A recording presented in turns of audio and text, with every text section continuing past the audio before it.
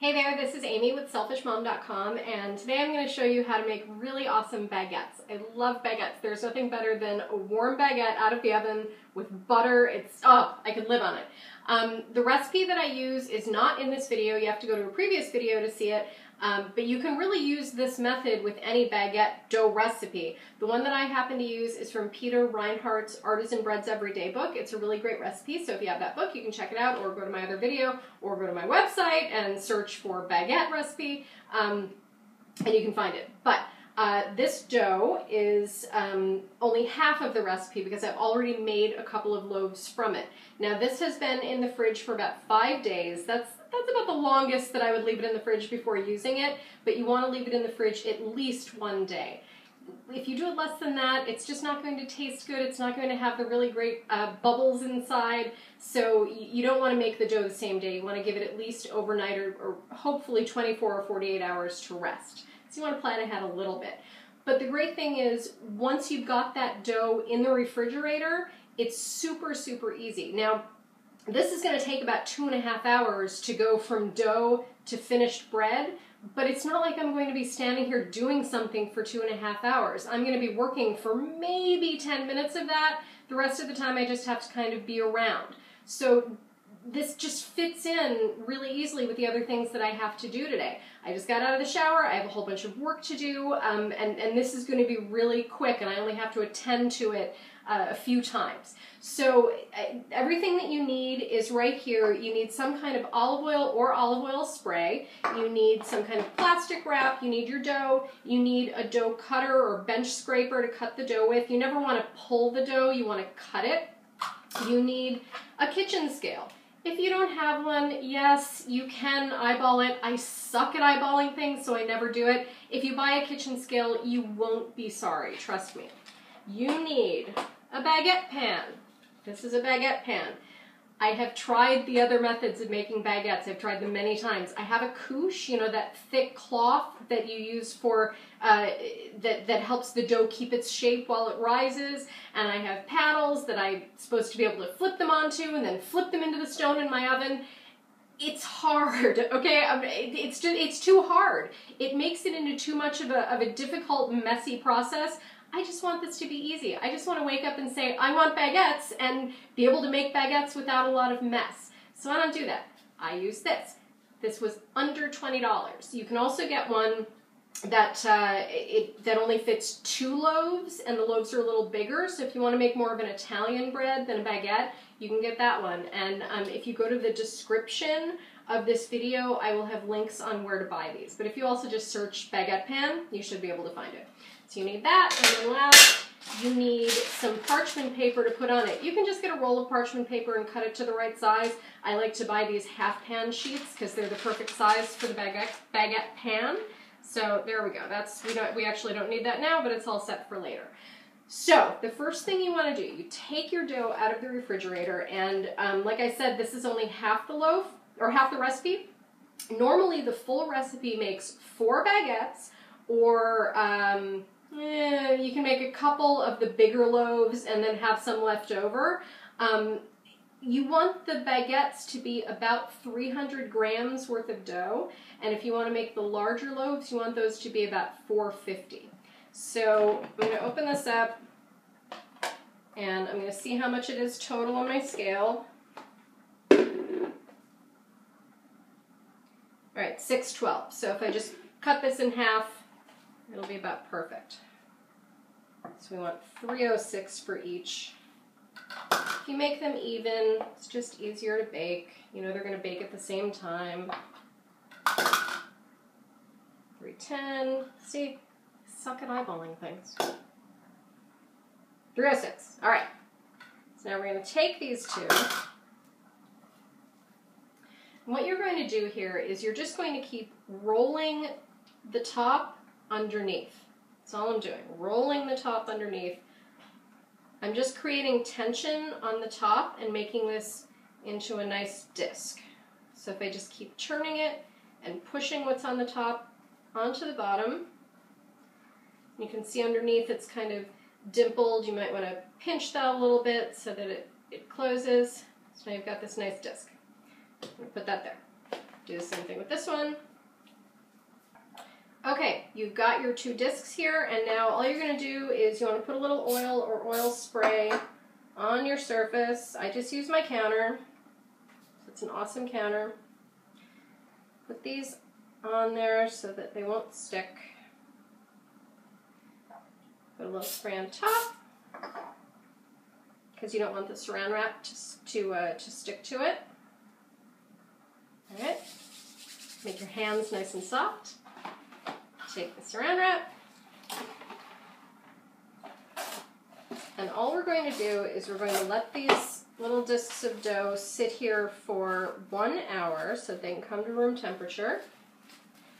If your house is especially cold, might take like 1:15, but an hour is usually fine. All right? Make sure that that's sealed all the way around so that it doesn't get dry. I'll see you in an hour. Okay, we're back. It's been an hour, and I just wanted to mention that when I said that everything you needed was here and then I told you what you needed, I totally forgot about 2 things. So one of the other things that you're going to need is called a lame. It's spelled lame, but it's pronounced lame, and it's basically a razor blade on a holder. And this is going to be for later when we're scoring the dough. You can do it with a knife. It's not easy. You really want something as sharp as a razor. So if you can get one of these, really handy. Oddly enough, they don't usually come with any kind of case. You wouldn't really want this sitting in a drawer where you're going to grab it, so I keep it in an old Cadbury's tin. That's really weird that they don't come with cases usually.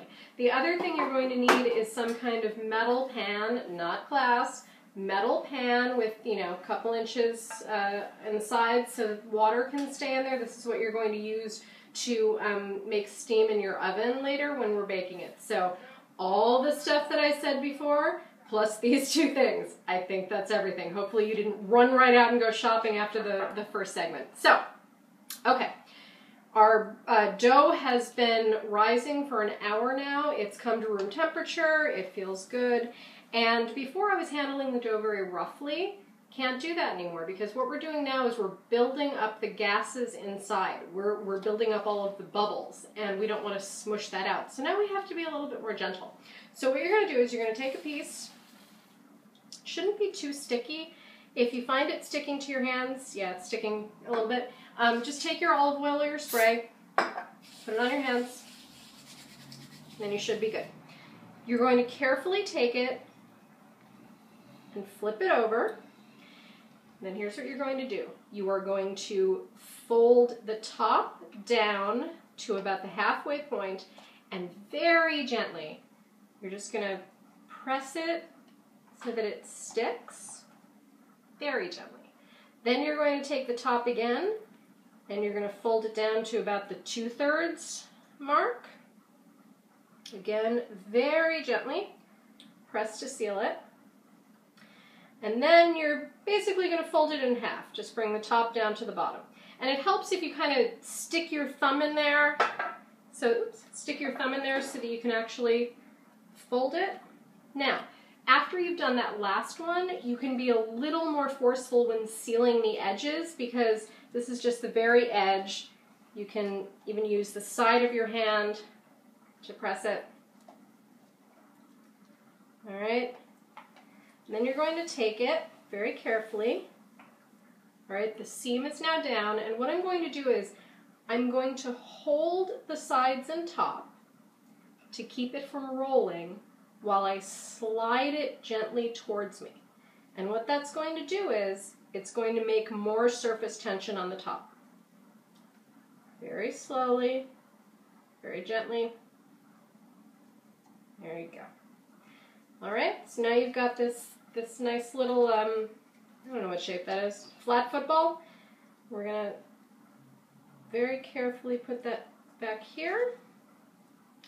I'll show you one more time with the other one. All right, so we'll cover up that first piece. Should have enough of the spray on it still to not stick. Let's do this again with the second piece. You're going to carefully flip it over. Oops, move that into camera range a little bit. Okay, so you're carefully flipping it over. You're folding the top down to the middle, pressing gently. Then you're folding the top down to the bottom third, pressing gently. And now you're folding, let me move it up a little bit, you're folding the top all the way down to the bottom. See how I'm sticking my thumb in there to make the crease so that you're actually folding it? And now you can be a little more forceful. You can seal those edges harder. You can feel and maybe even hear the bubbles popping. But that's okay because they're just popping on the edge. And now you're going to take it. You're going to hold the sides and the top, and you're going to gently pull it towards you. Gently pull it towards you. Just to make that nice surface tension. All right, and that's it. We're going to need another piece of plastic wrap.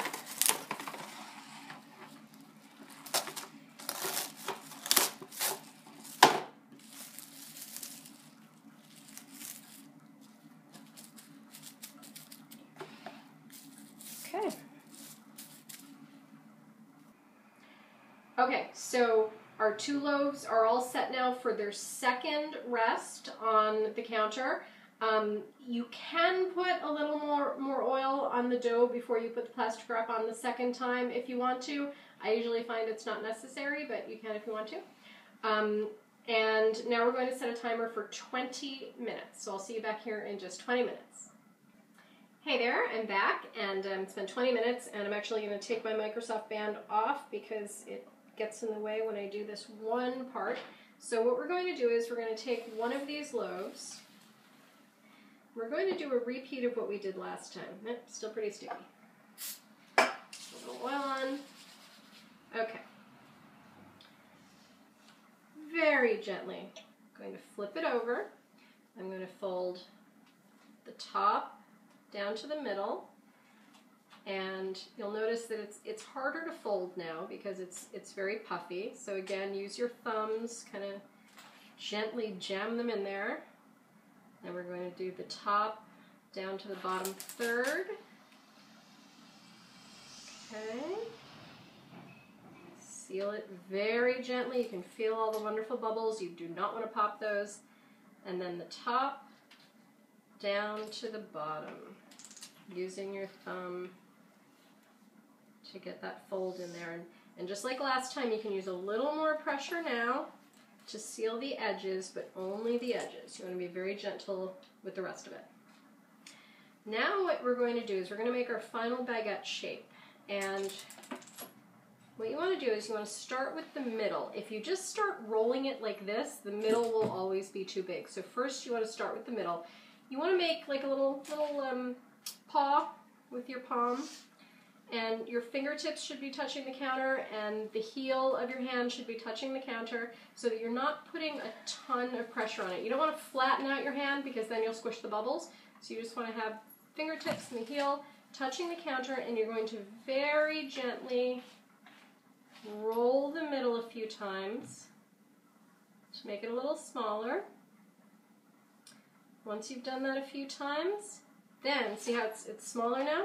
Now you can do the rest. You're going to gently roll and lengthen it out. See that? And very careful not to disturb the bubbles inside.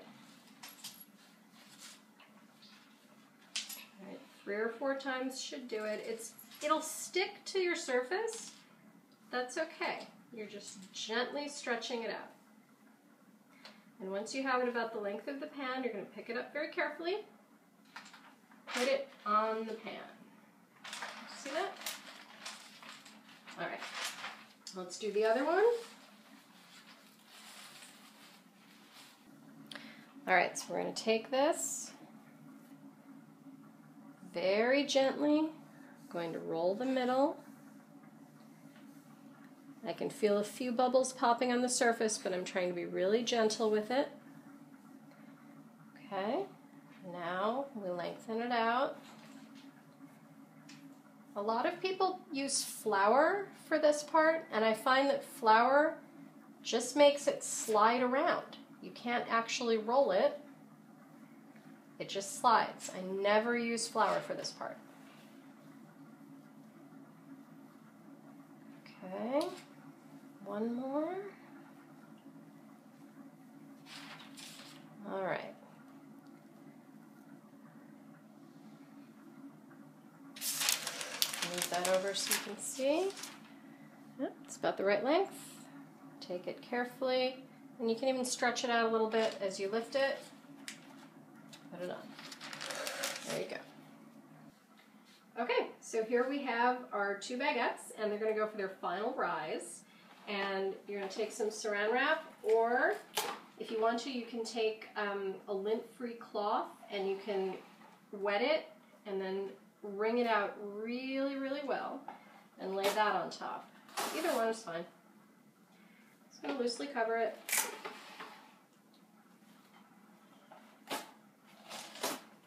All right, now that our bread is doing the final rise, we're going to preheat the oven to 500 degrees, or in my case, 499, because I actually ruined the 5 on my oven.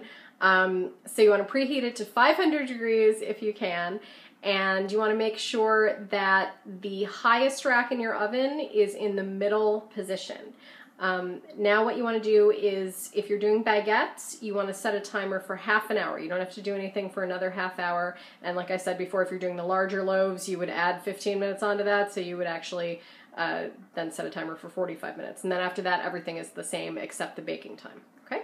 See you in half an hour.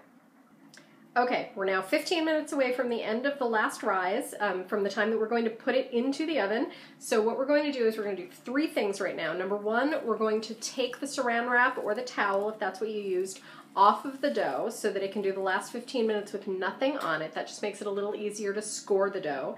Then we are going to boil some water, and last, we are going to put an empty metal pan. You don't want the water in it yet. Put an empty metal pan into the very bottom of your oven so that it can heat up while the water is boiling.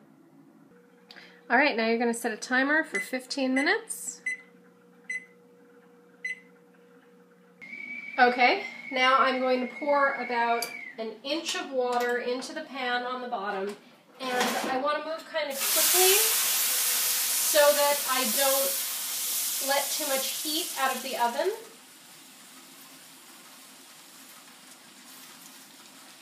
All right, be very careful when moving this. You don't want it to splash back onto your hand.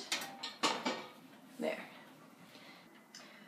All right, our bread is ready to go into the oven. It just had its last 15 minutes of the rise while the water was boiling and everything was steaming. And now we're going to take the lame, and it's not called a lame, it's called a lame. It's spelled lame. We're going to take the lame, and you're going to do deep cuts with the, I'm so scared of these, with the very tip. You don't want to hold it flat because then you could drag the other sharp edge through the dough. You want to hold it at an angle, and you want to do a bunch of long parallel cuts, then an inch apart. Okay? Now, some people say that you can do this with a knife. Here's what happens when I try. You can see it kind of catches the dough. It's not terrible. You can totally do it with a knife if that's what you've got and that's what you have to do, but I wouldn't recommend it. Just, these are not expensive, and you know, one will come with a bunch of razor blades and last you forever. I've been baking for years and I'm still on my first blade, so just buy one of these. But if you have to do it with a knife, make sure it's really sharp. Okay, now we are going to put this in the oven. You want to do it carefully but quickly, because you want all of that steam to stay in there. And immediately after you put it into the oven, you want to reduce the temperature of the oven to 450 degrees. And you're going to set a timer for 15 minutes. Okay, our bread has been baking for 15 minutes now, and we want to do 2 things as quickly as possible when we open the oven. Number 1, you want to take the pan of water out, and it might still have a little water sloshing around on the bottom, so you want to be really, really careful when you move it so that you don't splash your hands. Number 2, you want to take the pan and you want to rotate it 180 degrees so that what was in the front is in the back, because your oven probably doesn't bake all that evenly, so you want to give everything exposure to the hottest part of the oven. And then you want to close the oven and you want to reduce the temperature to 425 degrees, or if you're 5 is broken like mine and your 2 is broken like mine, 430 will be just fine. And then you want to set the timer for 6 minutes. Or if you're doing a larger loaf, the French loaf, you're going to set the timer for 11 minutes. Okay, the bread is ready. Let's check it out.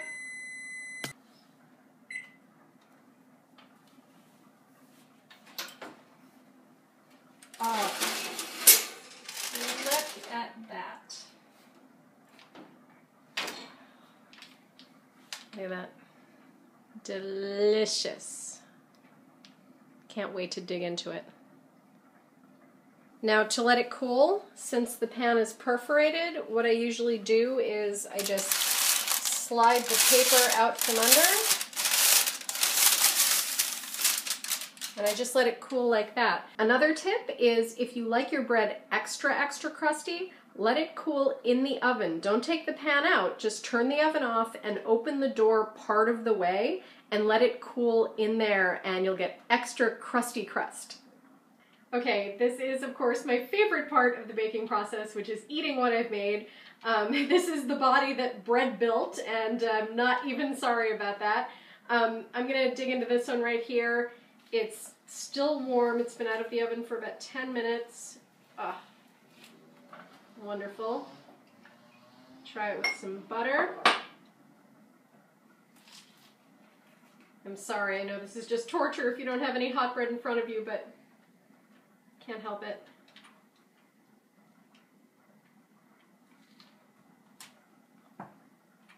God.